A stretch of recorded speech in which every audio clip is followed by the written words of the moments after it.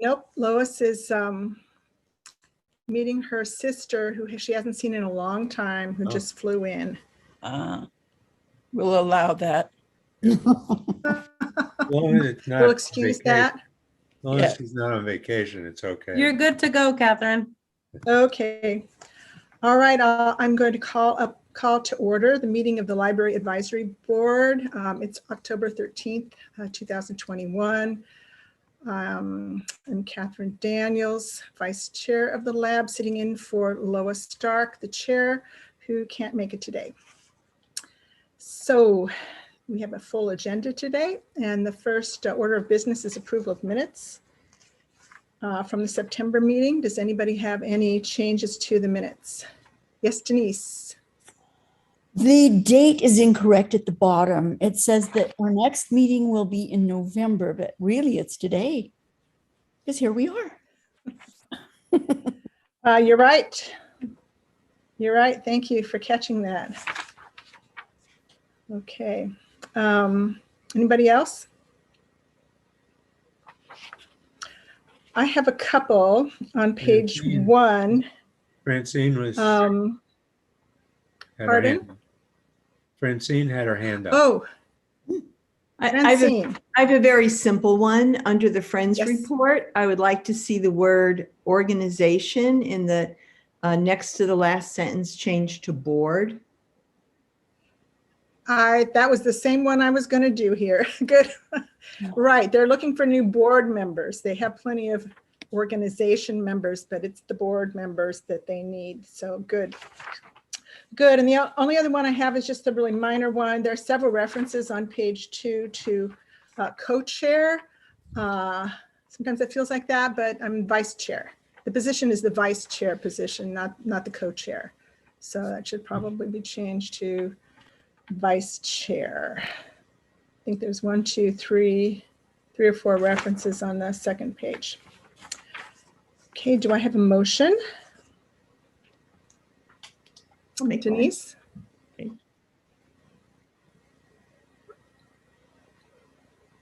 I can't hear you, Denise. I will second it. There we go. Did we have a, Francine, did you make the initial motion? I didn't hear it. Okay.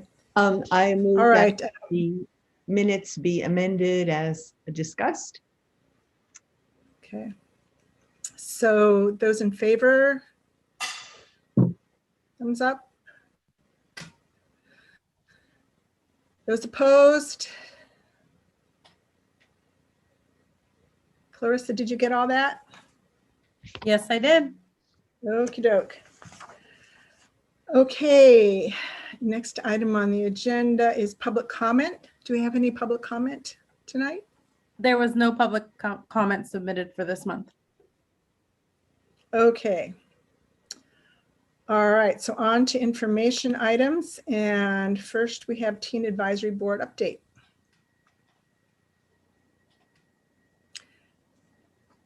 Do we have anybody from the Teen Advisory Board?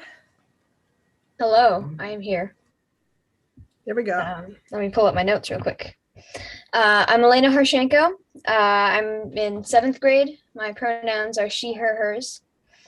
And I'm currently going to Edge, but my home school is Walker Middle. Now that the library is open to the public, we introduce a Take What You Need project this week. A hanger with clear pockets has been placed in each restroom on floor 1 of the library, the main floor, with an invitation to visitors to take what you need. The pockets hold items like lip balm, small packets of sunscreen, single-use hand sanitizer, sanitary supplies, combs, and hair elastics, as well as brochures from agencies who provide help with such needs as access to food, shelter, parenting, information, and suicide intervention. We appreciate the support of the Library Advisory Board for this project. We have also received support from the Salem Public Library Foundation and Friends of Salem Public Library. A tab team is continuing to work on an entry to the 90-second Newbery contest, in which people create a 90-second video that tells the entire story of a Newbery Award-winning or honor book. After a lot of discussion, we've chosen to focus on The Westing Game by Ellen Raskin. Team members are building sock puppets that will appear on camera. We're looking forward to seeing where this goes. All right, thank you. The hangers look great. Yeah, nice work. Any other thoughts? Good work. All right. All right, on chair's report, Lois has no chair report, but I have a little short report I'd like to make. A little update on the library strategic plan. I believe the survey deadline has been extended. Kim, I don't know if you know if that's the case, but I think I heard it was extended by a week or 10 days. It has been extended to October 23rd. October 23rd, okay. So any of you or anybody who you know who might not have completed it still have a little bit of time to do that. And we hope to get the results. Lois contacted Norm and he said he thinks it's likely that we can get the results before the lab meeting in November, which would be great, be good discussion material for us to go over. And looking forward to that. Next, as far as the planning goes, is the consultants putting together 5 focus groups and 10 individuals to interview. And that will be done, I believe, before they convene the next strategic planning committee that Lois and I are on. So that's what's happening. You'll remember a couple months ago, the lab approved a list of priorities that we would like to see the strategic planning committee address. And of those topics, 3 of them have already had some research done by 3 of us in the lab. And a couple of those are under the discussion items tonight. That's wild ideas and fines. And I have a little update myself on budget enhancement. So we'll hear more about that when we get to discussion items. And finally, I've learned that the Public Library Association conference, the annual national one, is going to be held in Portland in March. And that apparently comes to Oregon very rarely. So it's an opportunity for, of course, library staff members, but also perhaps a couple of lab members to attend. It's a 2 or 3 day conference in Portland, and it's highly popular. And that's something that the lab might be willing to fund for a couple of members who might want to go. There is a discount for OLA members. Lois and I were hoping maybe we could get in under the umbrella of the library to do that, to save some funding. We can talk about that. The early bird registration is January 7th. So anybody who's interested should contact Lois or me probably by our November meeting, because we don't have a December meeting. So you might want to think about that and let one of us know what you think. So any questions? Okay, we'll move on to the next information item, which is the— Catherine, Yes. Do they have the agenda set for the conference yet? I doubt it. I didn't look. But if Clarissa could just in the minutes, just note Public Library Association Conference. You could all Google it and check it out. But I've gone to a lot of conferences, and given that this is until March, I'll bet you that agenda's not confirmed yet. Certainly not the speakers, but it's something we could keep an eye on and see. Yeah, I don't know more than that right now. So, Steve. Have any of you been to this conference? Has anyone been? Oh, Kim. can you give a thumbnail of how it is? You're muted. PLA is it's the best conference focused on public library services. I just went to the last one in Nashville, and the keynote speaker was Stacey Abrams. Before that, I went to the one in Colorado, and Anderson Cooper was the keynote speaker. So it's a lot of people talking about public libraries, the services they do. It does have a lot for Friends and Foundation and labs. So it's all aspects of public librarianship, and really well done conference with lots to choose from. And I don't know, Sonia, do you want to add anything? It's huge. It's really a representation from like all across the country. It's an amazing conference. Mhm. I've only had the chance to go once, but it was a really important experience. So if you can swing it time wise, you'll learn a lot. Yeah. Thank you. Thank you both. All right.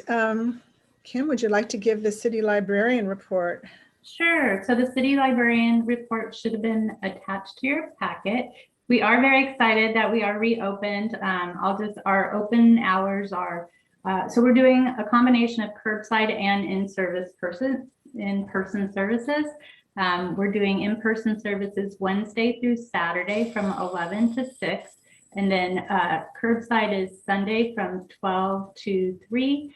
And then Tuesday, 11 to 6 as well for curbside. And so we did start with 100 appointments every half hour for the walk-in in-person services, but we found that we have more people walking in the building than actually making the appointment. So we reduced that this week to 50, and we still are not hitting our maximum is 200 people in the building, and we haven't really gone past a little over 100.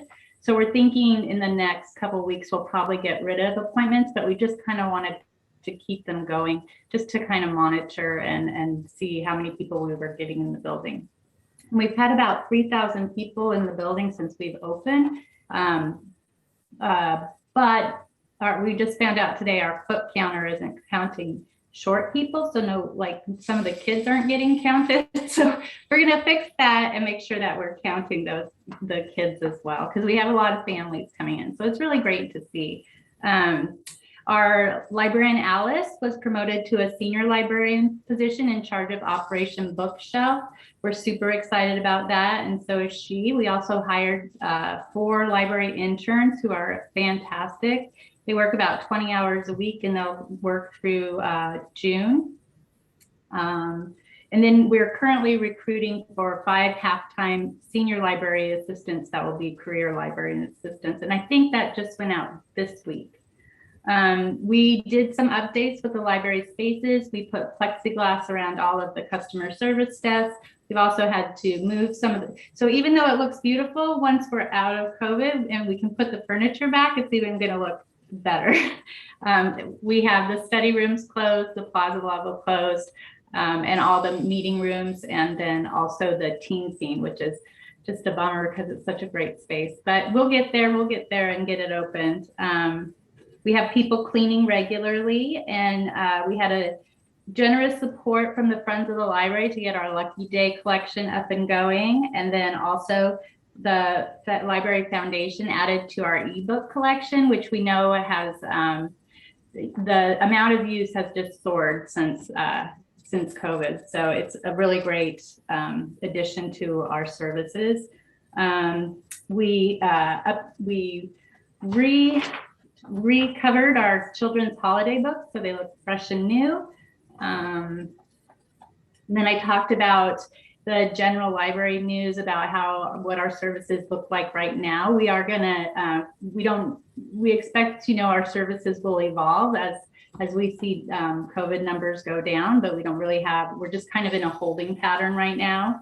And then Sonia met with freshman classes from Edge to talk about library services and research tools and great books to read. And then I think, Sonia, did you also talk to some teachers?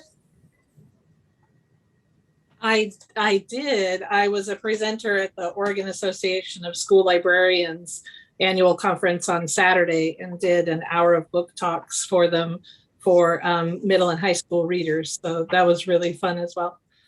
Yeah, that's a great service. So the youth services are resuming filling books for kids, outreach kits. And then those contain activity packs.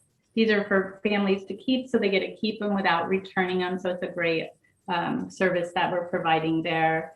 And they have also created Discovery to Go early literacy take and make kits that we're offering in the youth area. And those were very popular. We had some this weekend on Saturday, and I think they're all gone probably. Yeah. And then we're going to restart our virtual programming in October. No in-person programming for the foreseeable future. All right. Well, I look forward to the day when we have in-person lab meetings. Yeah. We thought we were so close. Yeah.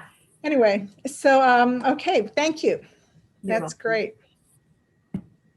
Good news. Okay, so do we have a friends report?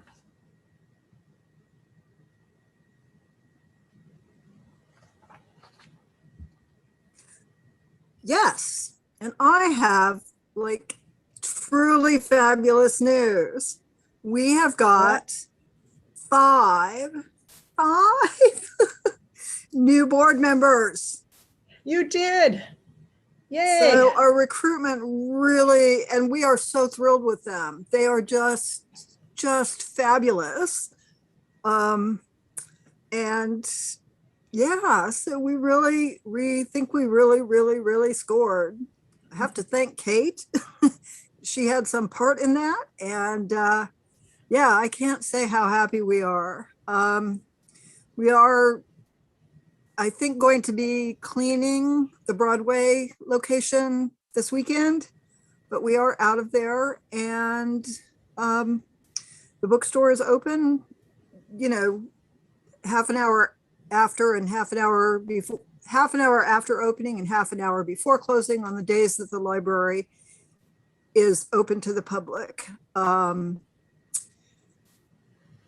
You know, we haven't had so many days, so I don't really know how it's going, but I do know that we've had customers in and people have been really thrilled to see us back at the library. So that's some other good news.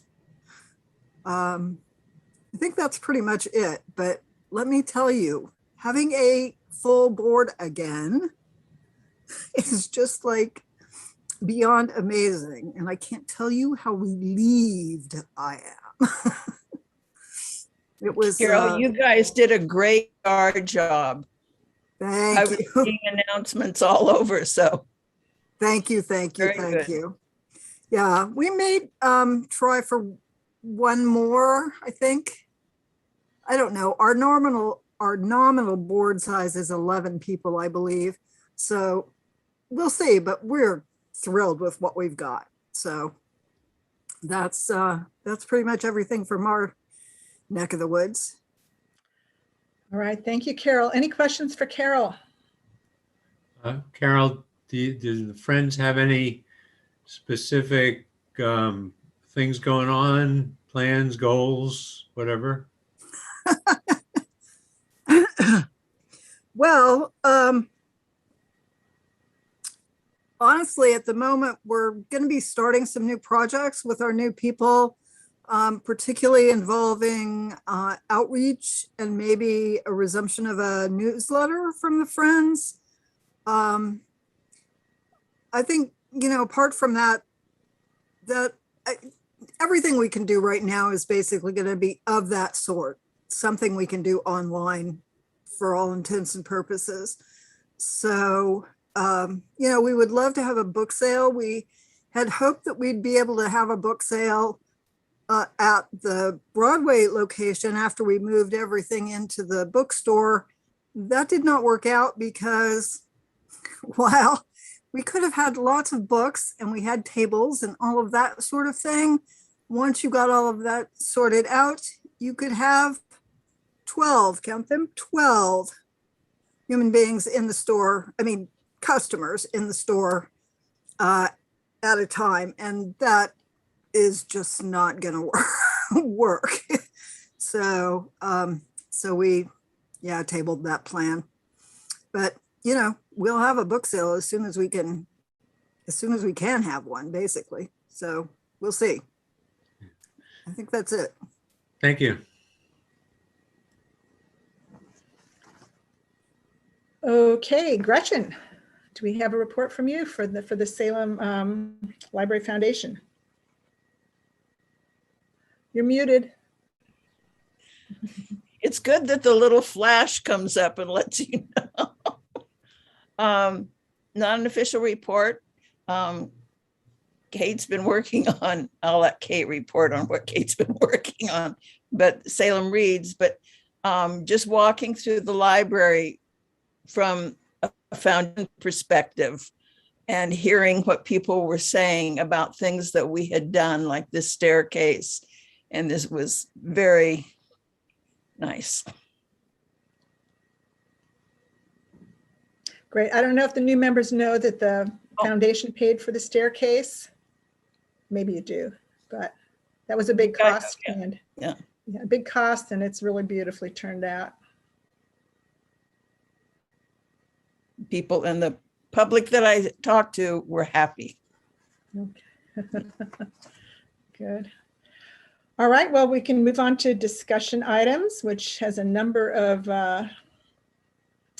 items on it. And we'll start with Salem Reads update from Kate. Hi, it's good to see everybody. And I thought I'll give you an update on Salem Reads, but I also thought that I might share my screen and show a few pictures of the library and for those of you who haven't been in it yet, and kind of focus on some of the things that the foundation worked on. So when the design was being worked out and the things that the bond measure could pay for, the architects and kind of thought of some other ideas that might be really nice from an aesthetic perspective.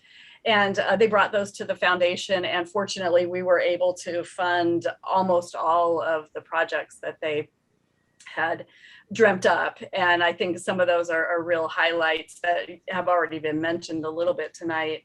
In this, so the foundation paid for 4 major aesthetic things, and those include the windows on the west side that look out on Commercial. And the idea is that people could see in, but people could also see out. And then the stair replacement. So you may remember that big chunky stair that came down into the middle of the room, and the one that was back over by the elevators. Those were both removed and this stairwell was added. And then the teen scene. So when we took out the cement stairwell that was by the library administration office, that gave a lot more room in the teen scene. And so this whole area here allowed the teen scene to be expanded in a way that it would have just been kind of useless space if the stairwell remained.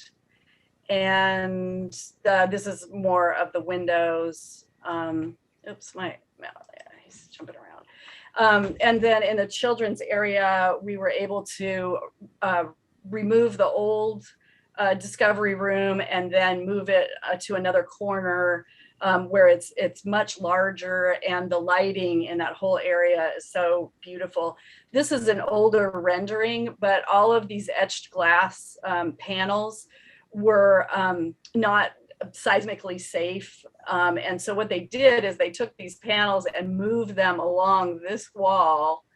And what's really beautiful about them now is that you can see through them and see outside, but you can also see the individual etchings in the glass without the competition of the one on the other side of the circle. So that was a really nice improvement. And then we were able to, the foundation board members were sad at the initial price of the entrance improvement because we couldn't afford that. But when the architects worked it out, we were able to put $125,000 toward that project. And I think it kind of worked as seed money, that then there was other money that was able to be gathered. And now we have this incredible entrance. So those of you that haven't been to the library yet, it's a treat, and it's truly breathtaking, and it's a lovely space. So I'm glad that we were able to participate in that. Over the years, on occasion, the foundation gets us state gifts from people. And so we like to save those for important projects. And fortunately, we had some really generous donors that allowed us to contribute $620,000 to the retrofit project. So we're super proud of that. And it's the way people would want us to use their money. They want us to use it for the library, and we were able to do that. So in terms of Salem Reads, so this is the book, A Tale for the Time Being. It's by Ruth Oseki, and it's a novel about a Japanese teenage girl who is having a difficult time and writes in her diary a lot, and about a novelist in British Columbia who happens to find this young girl's diary in a Hello Kitty lunchbox washed up on the beach after the tsunami, and how they kind of explore each other's worlds and family.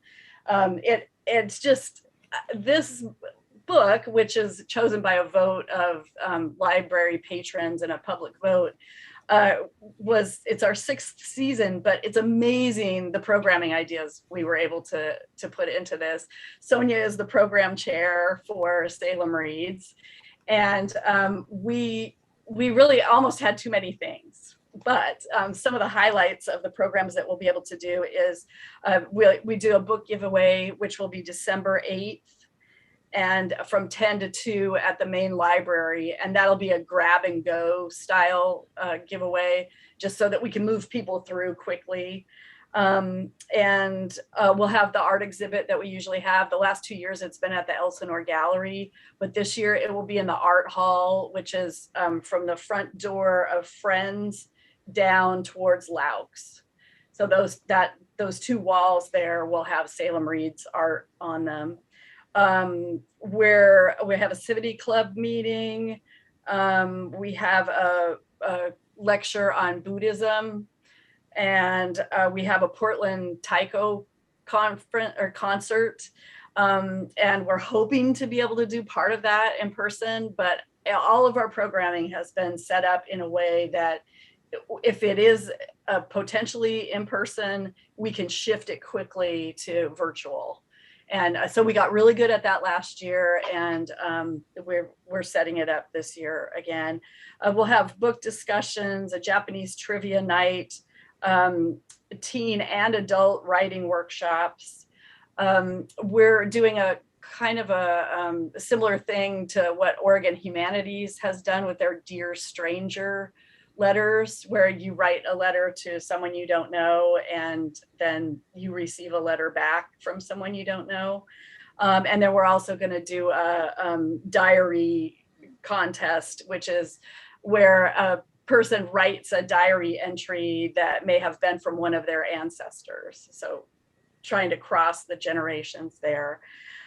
So there's a ton of things. Oh, and the other thing that we just tied up the other day is a lecture on Japanese imprisonment during the war. And we felt like that was a really good subject to talk about, just the history of it, because it affected a lot of people in this area. And especially, I live out in Brooks, and there were farmers in this area that lost their land. So it's something that we need to not forget. And then part of my reason for coming to you is to talk about the finances of Salem Reads. It's a project that costs between $35,000 and $40,000 a year, and that depends on the programming. This is the first year that we haven't been able to afford the author. It's a big cost, and she was in the $10,000 to $15,000 range. And when you think of the number of people in a COVID situation that could sit in Laux, it's just, it's not, that kind of money isn't serving enough people. So we decided not to have the author. Our big deal this year is the Taiko conference. or a concert. I keep saying conference. And so that's, we're hoping to have it in person, but still it would be nice for people to be able to watch it virtually either, because it's incredibly powerful. So we, the board members from the foundation, seek sponsorships, and we have a lot of the same sponsors who have been sponsoring from the beginning. That gets us about 40 or 45% of the cost of the program. And then the last couple of years, we've been getting a transient occupancy tax, the hotel tax, from the city. We've gotten a grant from them for $7,500. And so the foundation picks up the rest of that cost. And usually we pay between $10,000 and $15,000 a year. So what my request is that I'm hoping that Lab would consider sponsoring at the $5,000 level again, as they did last year. And you have always supported the Salem Reads program. So I'm hoping that you'll be able to do that again. And it's been, in terms of one of our goals is just making the library more available and people more aware of the library. And through our advertising and such, we do billboards, radio spots. We give out the books. We give books to the Salem Kaiser School District for all their classrooms, and well, for high school classrooms, at like the book kits. So if a literature class wants to read a book, they have 45 copies of one book to be able to read. And then we do a lot of promotional emails, and Sonia also does the email blasts through the city email system, and then also does a lot of Facebook boosting. So it's really a nice program to get people to hopefully at some point come into the library or participate with the library, but it's also a super big visibility thing. So we hope that you see the value in that, and that you'll support us again. So are there any questions about what we're doing, or? Well, really, Sorry, Steve. hugely impressed with what you were able to add to the construction, the staircase and the windows. Looks great. I can't wait to get in to see it in person. Good. And the Salem Read stuff is super. So I hope we can support it. One suggestion regarding books and the theme.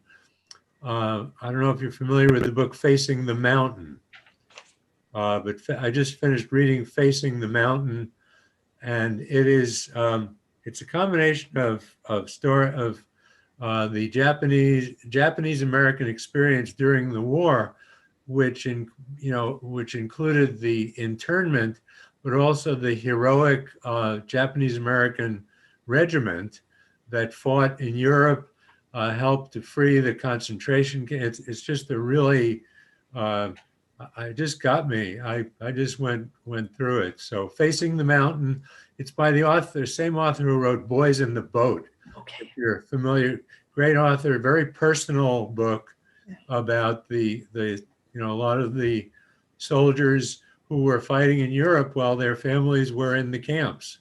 So it's quite but really it's really cool to see kind of more of the whole picture of the Japanese Americans during the war. So. Well, and we covered him on NPR. There was an interview Yeah. with him yesterday, as a matter of fact, or the day before. And we do a brochure each year that has, if you like this book, then you might like all these books. So we'll be sure to get that one in what we call the read alike. And then we also focus on Canopy. I don't know how many of you are familiar with Canopy, but it's about 30,000 movie titles that you can get with your library card. And so we also comb through those offerings and add those to this read alike brochure that we produce. So thank you. So Ruth Ozeki is speaking at the Literary Arts function this November. Oh, Yeah, and I don't know, I know that she's doing a writing workshop that's by subscription and only limited to like 75 writers or whatever, but she's also doing a general talk. So it may be possible to put a link in your materials so that people can connect with her thinking about how she views time and her Buddhist background and all. So anyway, you might just kind of look for that. Thank you. On the Literary Arts website. that's great. All right, thanks so much, Kate. Thank you. I have a question. How many people, if you could just show hands, have actually been in the library since it's opened? 2, 3. Thank you, Kim. I'm glad. Thanks. Okay. All right. Oh, you have a question, Denise? Any more questions for Kate? I think Denise has one, but we can't. I can't see everybody's screen at once who's Oh, raising okay. their hands. I can only see some of I'm them. sorry. Anybody else? There's Denise. Sorry about that. I thought I was unmuted. Kate, the other programs you've mentioned about not Taekwondo, the concert and the talks regarding Buddhism, when are they going to be presented and how, please? Well, what I can do is send, we are just in the process of finishing the event schedule, which we will have on the foundation website, and there will be links to those organizations so that you can go find out more about them. But as soon as that is finished and the live links are done, I will make sure that I send that to Lois and Clarissa so that it can be distributed to all of you. And then you'll be able to connect to the programs, but you'll also be able to see the full layout of all of the events that we'll have. Thank you. Broadly, it's all happening in February of 2022. Thank you. Okay. All right. So I will thank you for your time very much, and I will step out. Thank you. All right, well, we've got a couple of additional topics under discussion items, and 3 of them reflect the research that some of us have done in the last month or 2 on some of our priority concerns for the strategic plan. So we'll start with Denise talking about wild ideas, and then go on to Francine with fees. And then I have a little bit to add on budget enhancement. So there remain other areas that people are free to research on if they choose to. And, we could listen to any of those ideas at the November meeting. We have no December meeting, so that would be a good time to do so. So Denise, I see your ideas have shown up at the last page of the City Librarian's report. I hope people have had a chance to read it. Thank you so much for doing that. And It was my pleasure. Wondered if you could just talk to us a little bit about what you found. Okay, so what I was going to do, because you already have the paper, I wasn't going to go over those unless you had some questions, but I have some new ones. Because because you already have that paper. Okay. So if I can read my own writing here. This was a nice idea. So I got into what are the top libraries in the United States. And what struck me is that the Seattle Public Library has been on a few different lists a few different times. So I got in to see what they had going on. Something that I liked was they have formed a consortium with many different public entities within the town. For example, other art galleries. Speaking of Salem, we could use Bush Art Gallery, the Ford Art Museum, different concert venues. You could approach Willamette University, Pinnacle Theater. And these places provide passes, free passes as prizes that people can win. And that's what the Seattle Public Library did. For completing a reading contest or whatever. And then people get to know their community a little bit. Generally, a real popular item that a lot of libraries use is a Netflix subscription. That sounds very expensive to me. I don't know anything about that. I'm enjoying Canopy quite a bit. There is an app that the University of Miami Library has an app called Shelve R. They are the ones who developed this, and it's an Android app that librarians can scan a code. The code is a sticker put on the spines of the book, and it tells them immediately where it goes back to. It makes it a lot easier to refile and take the books out, apparently. Use of library as community spaces. Well, a lot of libraries are already doing that, as is Salem, but they include free classes and forums, such as town halls. I know Salem's already doing that because I've participated in some, and that's really nice. But parenting classes and meditation classes, a lot of these kinds of things can go out over Zoom. So that was pretty nice. A civics hub, Lexington, Kentucky Public Library. So it is interactive and they keep citizens informed. They have a booth there in the library and it's interactive and people can touch the screen and it tells them what's going on in the city. New construction, they have, different categories, new construction, possibly some like the strategic planning and zoning and things like that, if you want to press that on and learn.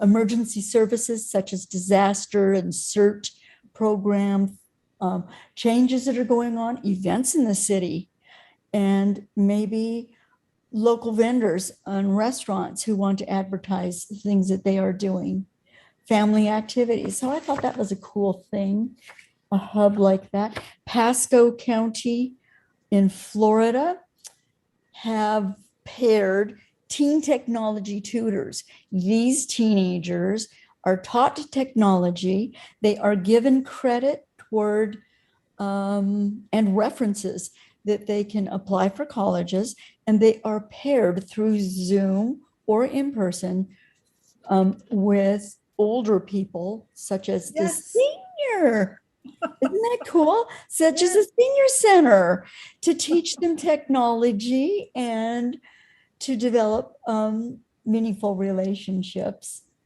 The Contra Costa County Library in California have, this is my favorite. So we're talking about branch libraries and putting them out everywhere. Do you know they have a machine like that? What is it called? Red Book, those movie machines. Red Box. Thank you, not Red Book. Red Box, yeah. And they have all of the books that are available, just like the movies, that are available. And you can touch the screen and you can put in your credit card, not your credit card, your library card, and out comes your books. But not only do they have books, they have space for 400 books, and not only books, but they loan games and puzzles, things of that sort.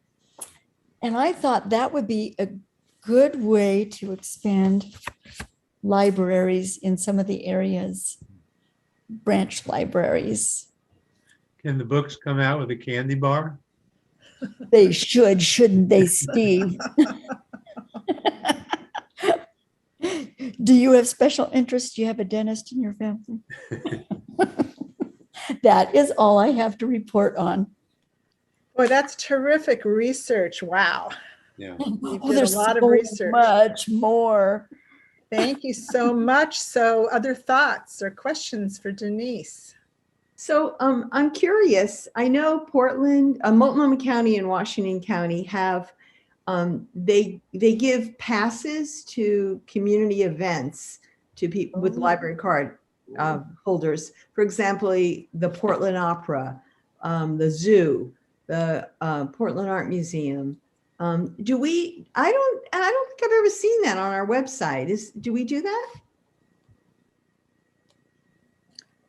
Don't know. That is something that we have, we've been working on the side is some, in addition to our library things, is a proposal for a culture, they're called, we call them cultural passes. So we do have that. That was one of the things that we have been working on.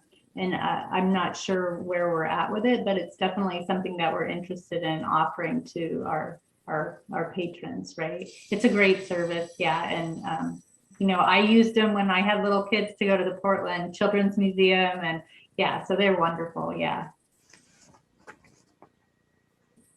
Steve.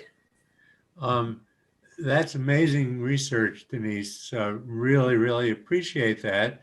So my question is, what next? I mean, how to sort that stuff out, prioritize, you know, see what we might want to, any of those things that we might want to push forward. I'm not sure, because yeah, I mean, I want a lot of those things, but where does it go? My question. I think that's a good question. And if, and we could make it a discussion item next time if we want to zero in on a few of these and then bring it to the Salem Strategic Planning Committee and get something in the strategic plan. That's something we could do. Denise? There were 9 other suggestions that, or ideas that I didn't discuss because they're in the paper for everybody to read. Right. And we could, yeah, as I say, prioritize a few to take to the planning committee if we want them to be reflected in the strategic plan. You know, that's up to the group, what you want to do, or if you just want to let the library make its own decisions. So think about it. Yeah. But we could come back again to it. It would be good to have, I think, Lois here and to contribute to the discussion. I wanted to offer a thought of my own, and that's the Donors Choose program that you listed here on the on your submittal as part of the librarian's report, because I have a neighbor who regularly gives money to Donors Choose, and he gives money to teachers in classrooms who want to start some sort of project. It might include books or new books or something like that. And often it's for $200 or $300 or $400. And there is it's national, but there's an Oregon link, and you can look for local schools. And it sounds like a really good, kind of like the Salem Library Foundation is to the library. This group, in some respects, is to classrooms and could support reading. So that's, I think, a pretty well-known program. Any other, Steve? I wonder, in terms of discussion, could as part of the minutes or sometime before the next meeting, could we see all these kind of just listed with numbers? So in advance, you know, we could each sort of look through and, you know, talk about maybe our top 3 or you know, again, I want to try to see what how to see what comes to the top, see what looks. Denise, would that be possible to? Yeah. Denise. Muted. I would be happy to type up the other ones. The first 9 are an appendage that you have received with your packet tonight. And I will be very happy to type up and submit the other ones that I have discussed. That would be great. Let's see. Clarissa, would that, we would, okay. Would it be enough to get those 2 days before the meeting as usual, or would you like to get them earlier? If you want to get them earlier, you could submit it to Lois or me, and we could send it around. Be nice to get it a little earlier. A little earlier, have yeah. time to- Okay, then Denise, if you could send it to Lois or me, then we'll send it out. We've got the contact information for the group. We can send it out well before. That would be good. I'll get that done within the next couple of days, no problem. Thank you. Thanks so My much. pleasure. Good suggestion, yeah. I We just think need that, to be careful not to set up a conversation among ourselves prior to the next meeting, though, Yeah. if we get it sent that way. Yep, yeah, Lois and I've got all that straight. So, okay, sounds good. And also these wild ideas are probably not as likely to be submitted by other folks on the steering committee who aren't really from a library background, but represent other elements of town. So I think it's a really good thing for the lab to do. And it would be, I think, nice to have your input too, Kim, because some may be more realistic. Some are going to be more realistic than others. So we can include you in the discussion time as well. So, okay, let's move on to next discussion item, which is Francine and fines. And what did you uncover? Well, hi. I asked that this paper be sent out, but it didn't get distributed, so I'll have to read it.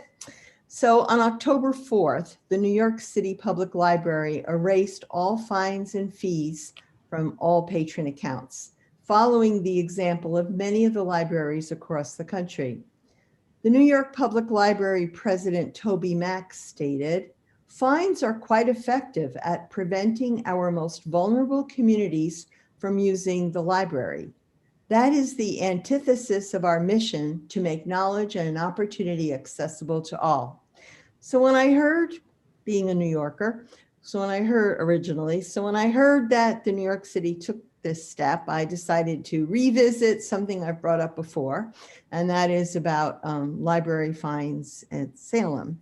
I brought it up when I first got a Denver library card a number of years ago and saw that there were no overdue fines there. And I thought, So I'm not going to go over every place in Oregon, but I will inform you that Washington and Multnomah County libraries, Ashland and Roseburg libraries do not have any overdue fines. And Eugene has no overdue fines for kids and teenagers. Most libraries consider an item lost, which is separate from the overdue section, beyond 30 days overdue. And many libraries like Salem will auto-renew things that are not already on hold from another patron. So during the pandemic, Salem Library has not assessed overdue fines. So with reopening, I'd like to see if this can be continued and for the lab to advocate for the elimination of overdue fines. One of the counterpoints will be, well, we have food for fines. However, we know that there's 25% of food insecurity in the area, and it's the most vulnerable people who will be asked to be donating the food that they don't have. So it might make sense for people who, bring their can in instead of paying the $1, both of which they have, but it's not helping the people who have neither. An interesting thing that I discovered that Woodburn, for example, allows anyone under 18 to read their fines away.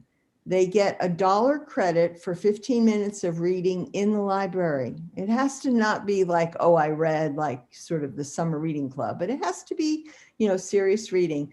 And many libraries have comments on their website that speak to contacting library staff if help is needed, paying fines.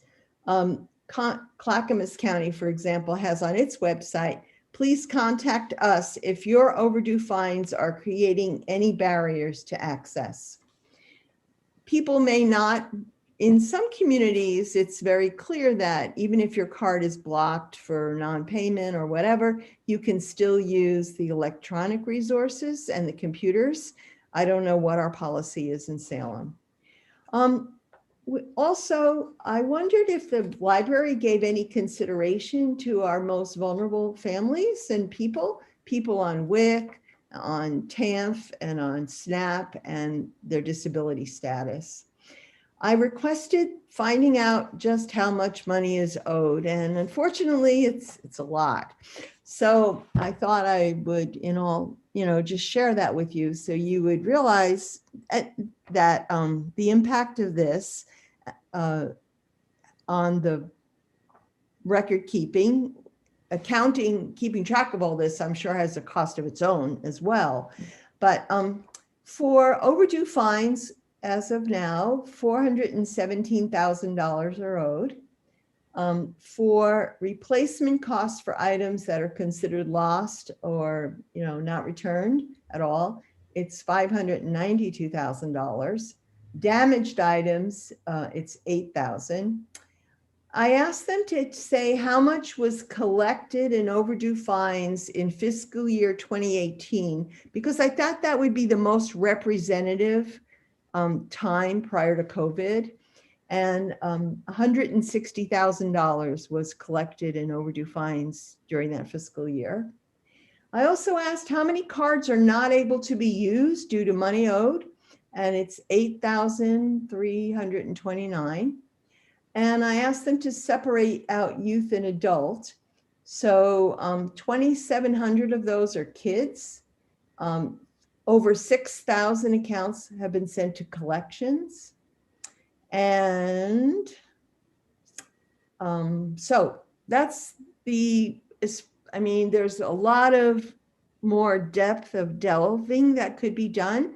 But to me, I think that it's being as the budgets haven't been collecting this money because of the library's access, that we perhaps could have as an action item to say that we would support what's the New York City Public Library has done, so that we open up our doors to the needy people who we want to have as patrons. Any questions that I probably can't answer? Questions, comments, Steve? I'd be curious to hear, Kim, your thoughts about this. If you're okay. Sure, yeah. So I know that across the United States, libraries are going fine free because we realize that fines keep the most vulnerable, they're barriers to the most vulnerable people in our communities. And often those are kids that have no control over how they get to the library and how they return their books, or even what home they're living in today, right? And so we know that more and more people are living transient lives, and that also makes it harder. That's also a barrier if you're also charging them money on top of that. We know from research that fines do not mean that you will get your materials back. So if you take away fines, you're still going to get as many of the materials back, because the practice usually is, and I know this because I just worked for Maricopa County in Arizona, and we went from fine to fine free. So what happens is if your material becomes too overdue, it becomes lost, you get charged for it, and then people bring the material back, right? So that it's not as though you're not going to get any of your material back. In fact, we found that more people returned their materials because they were going to get fine forgiveness. So people who had their materials out and were afraid to come to the library, because they thought, because there's also this misunderstanding that your fines are going to keep accumulating. So if you have this book from a year ago, you're going to owe $100,000 on it because the fines just keep going. But that's not really how it works. But people don't know that. Just like I think Denise last time was talking about how, you know, she was talking up the library to people that she met and telling them about the services that we have. A lot of people don't understand that, you know, how libraries work, and really that fines, though it sounds like fines bring in a lot of income, they actually, you know, when you consider all of the other things that the implicit implications of charging fines, like those interactions with people that are usually not very good. It's stressful for staff. It gives libraries a bad reputation, but it also does something that we are trying to do, is to remove barriers and be more equitable access and make sure that everybody has the opportunity to use our resources. And so I think that charging fines is one of those traditional practices that we're realizing that we no longer have a need to do anymore. To be successful as an organization and to support our communities, it's in the best interest of our community not to charge those fines. Thank you. Any Thank you. other It's any other helpful. thoughts? Just a follow-up question for Kim. So is the library then pursuing this idea of going fine-free? Where is the library at this point? So right now we're on a hold for fines because of COVID and trying to get materials back and limited access. So we're holding off on charging fines, but the library is in support of this and would love to pursue it. I don't think there's anybody, staff working in the library, that feels differently than, I would be surprised if somebody felt like they wanted to charge fines. I think So is there anything we can do to encourage that direction then, or do you need that help at this point? Yeah, we could use any help that we can get, I think. Yeah. So Francine, I have a question. Has any research been done on the types of libraries in which this removal of the fine works best in some libraries and not as well in other libraries? Especially I'm thinking of the size of the collection. So a large collection versus a small collection, because we have a small collection. It's quite a small collection compared to other libraries in Oregon of our size. Any research on that? I'm not aware of any, but I'm sure we have a master researcher in our midst in Kim's. But one thing I want to point out is that there is a difference of tolerance of what level the cards are actually blocked. In Salem, it's $25. In other places in Oregon, for like the lost books, it's $50. New York made it $100.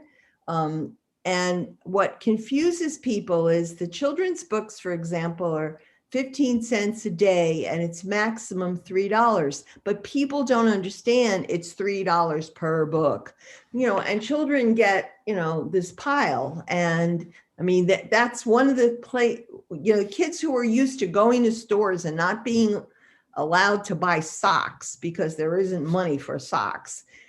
When they go to the library and they can go out with a puppet and a book bag thing and a bunch of books, that is such powerful experience.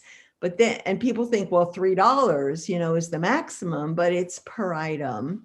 And for adults, it's $5. So I just want to point that out and point out there is a diversity in where that threshold is. Even though most places have eliminated overdue fines for like the lost items and the whatever, the threshold, we're at a lower threshold than many places that I researched. Mm-hmm. Is it possible to get your research, which I think you've written up, to Lois or me, and we can include it when we send out Denise's material? I actually sent it to be distributed to make it easier for people, but, and Kim, well, the library had to provide me with the numbers. So I will definitely do that directly. Yeah, if you get it to Lois or me, we can get it out well before the next meeting. Okay, absolutely. Okay, great, good. I think there is a lot of research out there that answers your question, Catherine, kind of, will the books come back and will they come back in a timely manner? And the research shows that they do. So I think you guys can find that research. I'd love to see it. I have some real concerns and a number of specific points, but I won't get into it now with the details. I think it's a really important issue that deserves a thorough discussion and more time than we have here today. I'd also like some input from our lab chair, Lois, who I know has some concerns as well.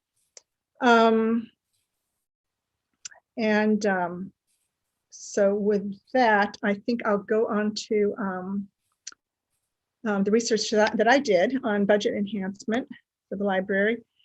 And I started out with looking at CCRLS to see if we're getting our fair share of CCRLS revenues. And when I initially went to them and started interacting with the new head of CCRLS, who's really open to questions, John Hunter, it's great to, was good to communicate with him. I was a little confused because he said there's 18 member libraries, and I thought there were 17. He said the Grand Ronde Tribal Library isn't the newest member of the CCRLS cooperative.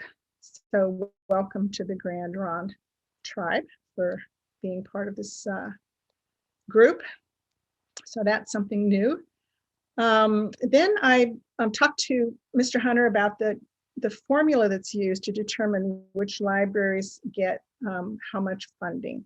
And it's somewhat complicated, but he made it a little easier. The funding from Marion County and portions in Yamhill and Polk counties for the portions of the service area that are within their counties. CCRLS is funded by the property tax. It's part of a property tax base.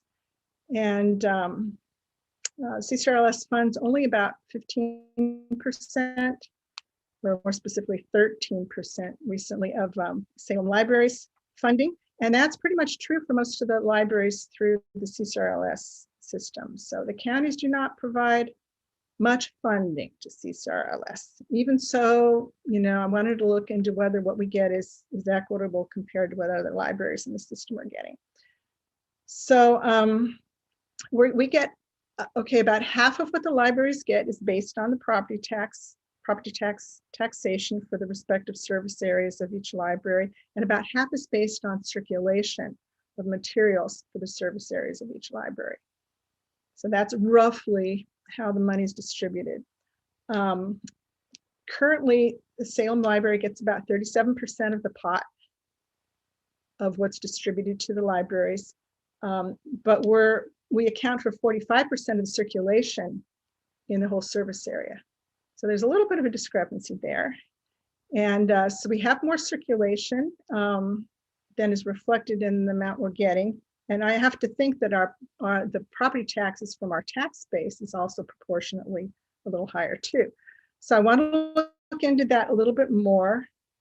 And then I discovered a few anomalies as you go through the list of libraries and what they're funded.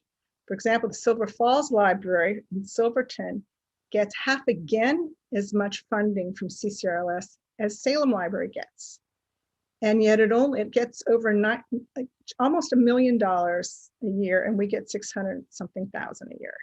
And yet their circulation is a small fraction of what our circulation is. And I have to think their property tax base is very small as well.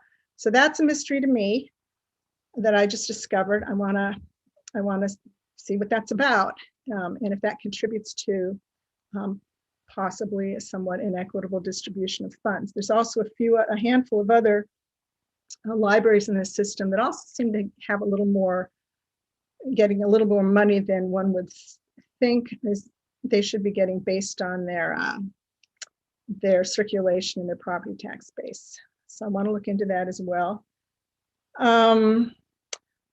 Our library, about 25% of the circulations from the Salem Library are without charge to people. So those would be people in Kaiser and in the urban growth boundary area outside the cities of Salem and Kaiser, and in any place else that wants to use the library. That seemed like a lot to me, but it's actually pretty reflective across the board of libraries throughout the CCRLS system. That seems like an obvious place to look for added revenues. Those are people who are using the library and not contributing anything other than that minimal CCRLS contribution that everybody makes to the property taxes, which is, I think John Hunter said something like the equivalent of $10, a year or something like that. On average, the city of Salem residents contribute about $87 or $88 per household, versus in the rural areas about $10. So granted, we get more service, we're physically closer to the library, but even so, that seems like a little bit of a disparity. So, and then there are a number of counties, not a lot, but several, who provide more than 50% of the funding for their libraries. And again, our counties provide only about 15% across the CCRLS system. Other libraries provide quite a bit more. So these are all potential areas to look for a little additional funding, and something that I want to look into a little bit more. I'm not going to approach, the county. Lois and I aren't going to approach the county or CCRLS board without coordinating with Kim and in the city, of course. But I'm just doing some background research. So that's as far as I've gotten. Any questions for me?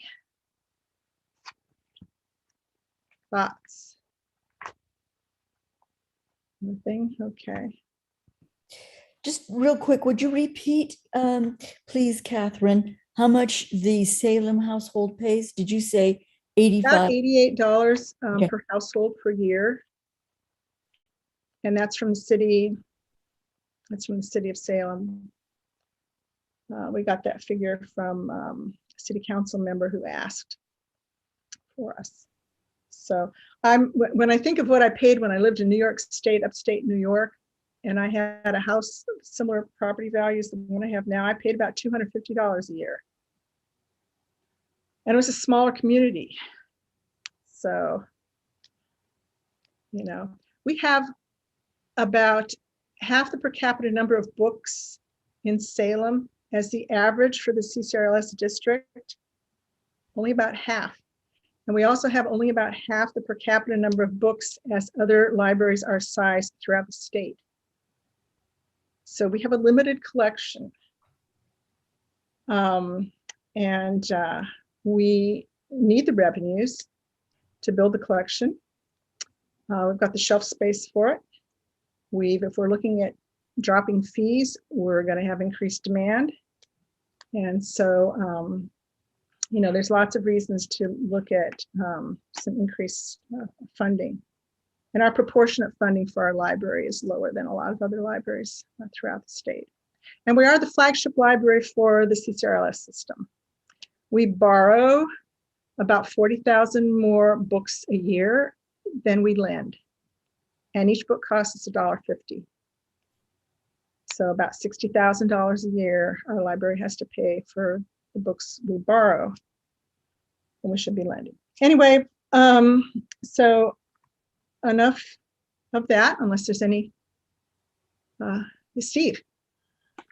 So what's next? So what next thing is for you to talk with Lois about this and then approach some other people, or, obviously it's an issue and it's important. So how to proceed, and how do we fit into it? Good question. I think the next thing is a little more research.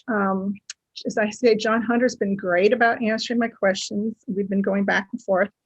And I do have some more questions for him. And to make sure I'm accurate in all the information I have. And then I think maybe Lois and I would like to sit down with Kim and or Sarah and talk about whether we think CCRLS should be approached if we can find what we think are legitimate inequities. There's a board there, there's a couple different committees, and see if the lab and the library are interested in taking things on up the line. So I think I still need to do a little more research. I'm willing to do that, and I'll take the additional research I get to the library for the next meeting. Well, thank you for going down. That sounds like a lot of research and a lot of numbers, and appreciate that you're going there, because we sure do need more money. So. I like numbers and I like analysis. Just want to make sure I've got the right numbers. And granted, as I say, this is just a small amount of the pot. The bigger issue would be potentially going to the county to get them to fund CCRLS as a whole more generously. And that would certainly be more difficult, and it would probably require the city to be on board, city councilors or the mayor, or I don't know what. So we'll stay in touch with lab every step of the way and see if these other entities are interested in pursuing some of these other avenues. Also, if we want to think about a branch library in the Northeast, there needs to be funding for that. So we have one more discussion item, show and tell, and Francine, can you? So I went to the West Slope Library, which is part of the Washington County Library System, was closed for about the same amount of time as Salem Public Library because of renovations as well there. And I went there to get a book that happened to be available that I wanted. And I left with this wonderful bag. It is kind of has this pouch to it, and it says West Slope Community Library and recycle, reuse, reduce on the back. And I really liked it. It was free. So after I got to a phone, I called them and said, hey, I got one of these free bags and I love it. So I found out who made them for the library, and the company said, we normally do like things for the library, but we also do some one-up projects. And I was thinking, boy, maybe we could get Amanda Wojcik, who did the art for the library with the big art thing, to do something that would be used on a bag. And, I'd like to kind of ask you all what you think about it.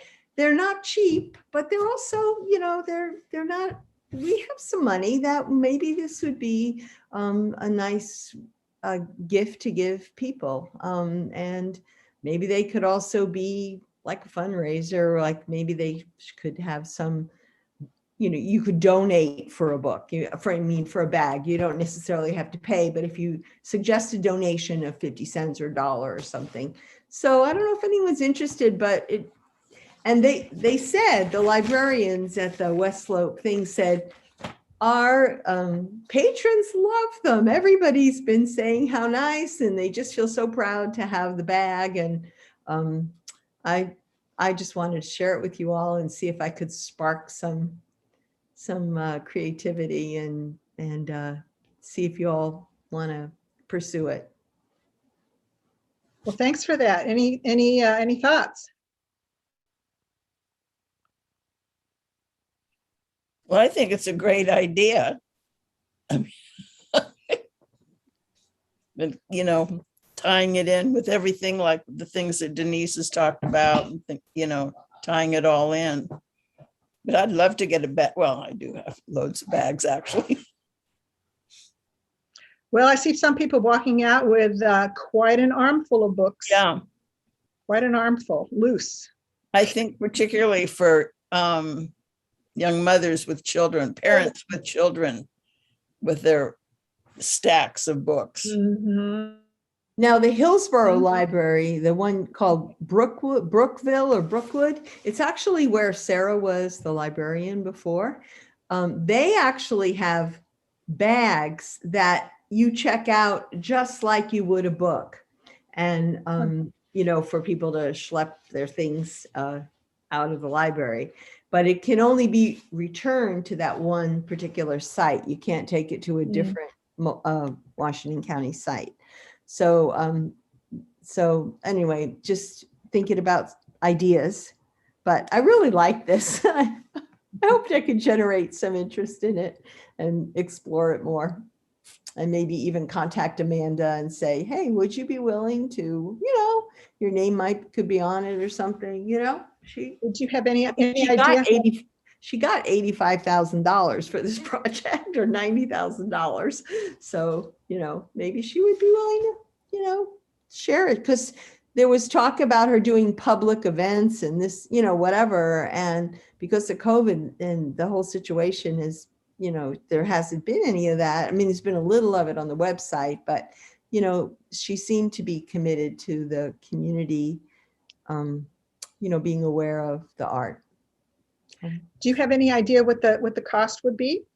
Yes, I do. I want to say that they are, I have to look it up on my phone. This is awful that I can't remember it, but I'll answer your question in a moment. I have the email from them, from the, I don't want to hold you guys up. I'm sorry. Let's see. Here we go. Here, Denise. Okay. They said the bags ran around $6,000, I think, for 1,000 of them. So, or maybe that's 10,000 of them. So, yeah, around 10,000. Yeah. So. Okay. Thanks, Francine. Yeah, seems like a really good thing. You want to pursue it, Francine? I would love to contact Amanda. I was on, I went to all the meetings in which she presented her design and was chosen, and all. Gretchen and I both did. Maybe Gretchen and I could do that together. Would you be willing to, Gretchen? Yeah. Okay. Yeah, go for it. Do you all agree that we should, kind of look into that maybe? Well, there's no harm in looking into it. Okay, cool. Okay, then we're on to action items. Do we have any proposals? The 5,000 for Salem Reads, is that something to consider, vote on, or? That's something that we could make, someone could make a motion on. I'd like to just offer a little bit of background information for those of you who are a little newer on the board, although you've been with us a full year now. So the Salem Library Foundation funded, as you have heard tonight, many critical improvements to the library, as well as many ongoing projects. They do have substantial endowment funds, sustaining donors, and bequests. So they have a sustainable, reliable income stream for these projects. The lab has a very small fraction of what the foundation has no sustainable streams of income and no incoming income at all. So we have a fixed amount of money from which administration fees are regularly taken out. We have $200,000. We have historically funded this this project, as well as contributed to other projects by the foundation and the library, the Friends of the Library. In the recent past, we have chosen to fund a few unique projects of our own for which there were no other funding sources. So we could fund this at $5,000, or we could fund it at something less, or not at all. I just wanted to kind of give a little bit of background and open it up for any discussion or any motions. Well, since we've done it, it's been done consistently, traditionally, it seems like a reasonable amount. in terms of supporting each other. You know, we kind of work together. So I would move that to fund it for the 5,000 that has been in the past. They're always competing goods, but I think the in terms of the relationship thing, I think that would be worthwhile.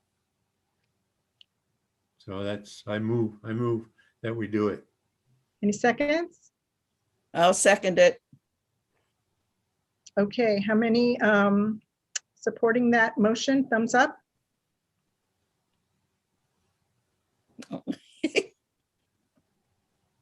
Okay, not supporting it? I think Bill has gone someplace. There wasn't a motion from Bill. What about a motion from Bill? I didn't see anything. So if we could at least get either a thumbs up or thumbs down for the notes. So Clarissa, did you get I can't see everybody's thumbs at once. Maybe you can. I don't see anything from Bill, is what I'm saying. He's still there? Sure. And for Vice Chair Daniels, this is Michelle Teed. You might consider doing an oral roll call for Mr. Distad and Ms. Somerville, since their cameras are off. Sonia's not on the lab. So Good Bill. point. Thank you. Bill is there. Bill is on. Are you up or down on the $5,000 for the foundation? Up. Up. Okay. Okay, Clarissa, thank you. Clarissa, do you have everybody? The only one that I don't see is Sarah Bishop. She left. Okay. Okay. Okay, so all in support with the exception of one vote, correct? Yes. Okay, thank you. All right. Oh, Catherine, can I jump in? Yes. Kate forgot to tell you something when she was here, and she just texted me asking if I could let you know that she has left a copy of the book, The Tale for the Time Being, at the Elsinore Gallery on Ferry Street for each of you. So if you wanted to stop by the gallery and pick that up, there is a copy with your name on it as Library Advisory Board members. All right. Thank you. All right. Are there any miscellaneous board items?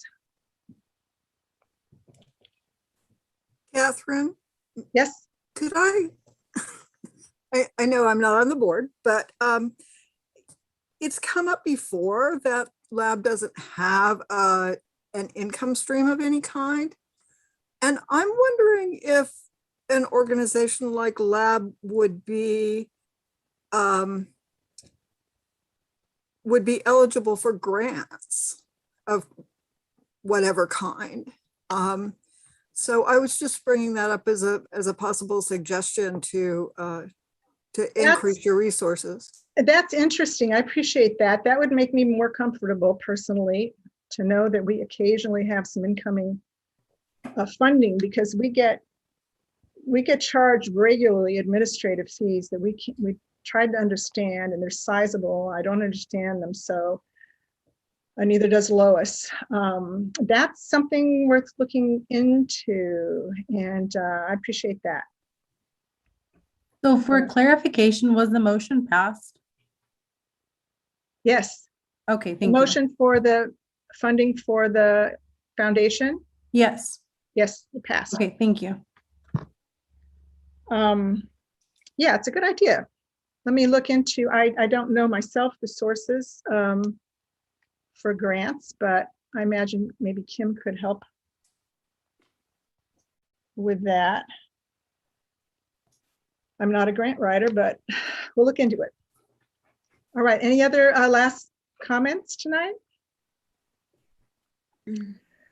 Well, there were some big discussions tonight. I appreciate everybody's input, and we will send out some of that information that Denise and Francine put together to you all. Let any of us know, let Lois or I know if any of you are interested in attending that conference, or if any of you want to do any research on those other priority areas for the discussion at the next meeting. I've just thought of a question with Yes. Francine. If the bags were to be put forth, would that be an income source for lab, or would that go, where would that money go? Could they be charged more than the cost of production? Because I think the idea of making them available to people and asking for a donation appeals to me more than charging them. That's kind of where I am on that. And so we would want the lab to fund the purchase. Yes. Yeah. And that would be something that probably nobody else would fund. So that would be something that might not happen if the lab didn't fund it. Similar to if we attend a conference, that would be something that probably no one else would fund unless the lab funded it. So yeah, so if you have more information at our next meeting, we could potentially make that an action item. Francine. Okay. All right, well, thank you, everybody. Good discussion. And